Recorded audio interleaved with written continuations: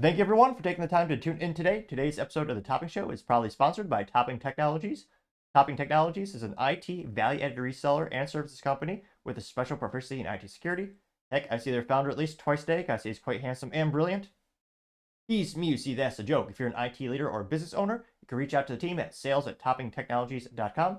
Also trying to get to 4,000 subscribers by the end of the month. So if you could click that button and tell your friends, I would greatly appreciate it. Now, going over to the business part of the podcast, you have Microsoft laying off some of the cloud team employees, which is very interesting to say the least. Now, Microsoft perhaps is one of the most best-known companies on the planet, bar none.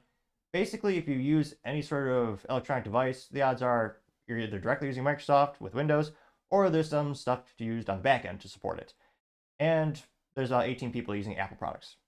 I kid, in terms of corporate America, Apple is slowly but surely gaining some market share, but Microsoft for Windows is still predominantly an overwhelming majority.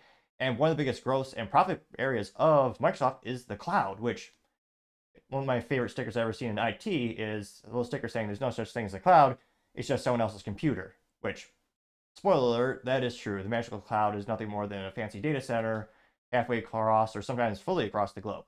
But nevertheless, one of the most profitable things that Microsoft is selling is the cloud.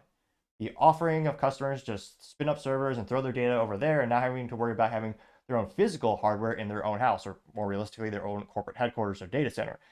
And they're slowly but surely catching up. I mean, the big elephant in the room, is, rather the 800-pound gorilla, is Amazon's AWS, or Amazon Web Services, which is the most popular and successful cloud offering since the dawn of the cloud. Now, Microsoft, on contrast, they're actually starting to lay off some employees. Now, this comes just thanks to Reuters. Specifically is over here, and they say, quote, Microsoft to lay off hundreds at Azure Cloud Unit, Business Insider reports, which, again, that's one of the most profitable parts of the businesses. Now, that being said, Microsoft is also, I don't want to say as fat as a government, but there are a lot of layers of bureaucracy, and there are many, many Microsoft employees, so they have some fat they could probably trim and still remain profitable. Well, exceedingly profitable, to say the least. And they also changed the name from, what was it? I forget what they're terrible at marketing. They changed their name yet again. It took me years to get people to focus on the name Azure. They named it to something else that so unmemorable I can't even remember it. Now they say that they also impact teams including the Azure for operations and missile engineering. According to the report, the Azure layoff involves as many as 1,500 jobs. It added citing similar or people similar with the situation. Going down more and more, Microsoft spokesperson said, quote, organizational and workforce adjustments are necessary and regular part of managing our business. We will continue to prioritize and invest in strategic growth areas for our future and in support of our customers and partners, unquote, which that is more than, I mean, it's true, but it's also one of the most cliche things that you use in corporate America. I can't help but think there's just like one person in like an HR company somewhere in the world that just types things up, and just copy paste it and sells it to these big companies.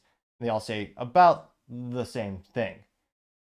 Now, they say that Microsoft Azure's cloud is witnessing a sharp growth due to the company's heavy investment in AI and access to coveted technologies of ChatGPT and Maker OpenAI through their strategic partnerships. And yet they're still having these layoffs. So it is unfortunate. Now, I mean, the upside is a silver lining of the situation if they are one of the employees that are affected. Thankfully, there are a lot of companies that are hiring, especially when it comes to the cloud infrastructure. I mean, obviously, the 800-pound gorilla is going to be Amazon Web Services. But you also have Oracle Cloud, and then you have Google Cloud, or it has some fancy acronym for it, of course. So hopefully all the people who are laid off are not, too far without employment. They'll be find some gainful employment shortly in the future. And it's also the point where, yeah, I think the cloud is going to continue to grow more and more in terms of IT in the future. And again, hopefully they're not too affected. And let me know.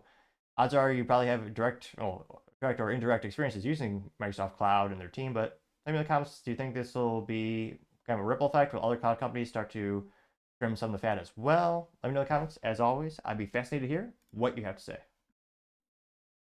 Thank you everyone for taking the time to tune in. Again, trying to get to 4,000 subscribers by the end of the month. So if you could click that button, I would greatly appreciate it. Also, leaving a thumbs up, thumbs down, or comment is a great way to give me some additional feedback, letting me know how I can make the show better and better. Lastly, don't forget to take the time to tell your family, tell your coworkers, tell your friends, heck, tell your enemies, tell anyone and everyone. Just stay safe, fight the good fight.